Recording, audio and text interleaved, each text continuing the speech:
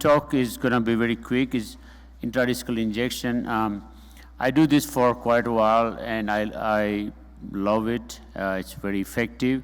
I do cervical, thoracic, lumbar discs, and the issue with the research and evidence that we have is there is no standardization. So you will not find any one study that will compare two similar things. They will put intradiscal injections, or they will put the peridiscal injections, but injection would be different, the volume would be different, and of course whether what kind of biologic they use, even the cellular count is different. So this is where we have problem in our research.